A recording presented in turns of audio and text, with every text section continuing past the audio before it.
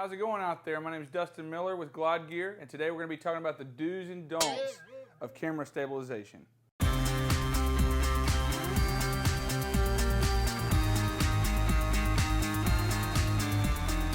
how many of you out there have bought camera stabilization gear and you just, for the life of you, can't get it balanced? Today we're going to be showing you a couple things that could help you balance your camera stabilization system. So let's remember back in 4th or 5th grade when we were bored out of our minds and we were playing with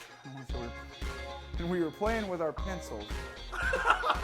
So this is an uncomplicated pencil model. Essentially this is a stabilizer. We've got a bar, we've got weight being displaced or repositioned on both sides of the center of gravity. But what happens if we add weight to one side? Say a camera. This handy dandy clamp represents our camera. Now, if we try to reposition it here, watch what happens. So what we have to do is we have to adjust our center of gravity. So we've achieved balance. Here's our center of gravity against our offset weight on this far side. So now I'm actually going to show you how to balance one of our very simple, easy to use camera stabilization systems called the SYL 1000. First, we typically recommend that you put all of the weights on the stabilizer, as it's easier to reduce the weights rather than to add one weight at a time from the very beginning. A typical recommendation is that the camera center of gravity is usually aligned with the fulcrum point of the handle. As you can see, the camera is still leaning right a bit, so what we have to do is we have to adjust the bottom weight to counterbalance this.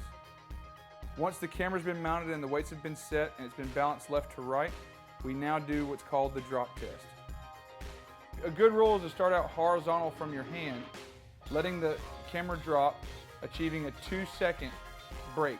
As you can see, the weight on the bottom is too heavy, falling too fast. So we reduce the weights on the bottom. Taking all the weights off, you can see the effect on the camera stabilization. Once we achieve the 2-second fall, we then apply our screw to set the weights in place. The final test is when we move the camera along the X and Y axis.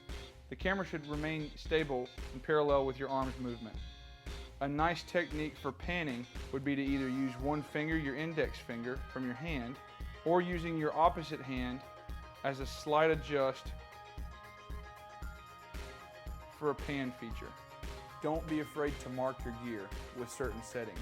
Technique, technique, technique. It's something we always say here at Glide Gear. It takes time, it takes practice, but there are some key things you can do. And the stabilization equipment is there to act as a gravity resource for your movements, to always correct what your body is doing. If you're sort of fighting that, then it can't really work that well. Most of the time, cinematic fast-moving scenes aren't really moving that fast. It's about fluid motion, controlling your movement. Learn muscle memory. This is just like golf. This is just like baseball. Over time, you build the ability to feel what your arm should be doing against how fast you're walking or slightly jogging. Once again, thank you so much for watching this video. We hope you found it informative. Feel free to reach out to us at glidegear.net. You can check out our products at bnhphoto.com or check us out on YouTube. We got a lot of videos for you to look at. We always love seeing your videos, so send them to us. Keep shooting. Thanks a lot.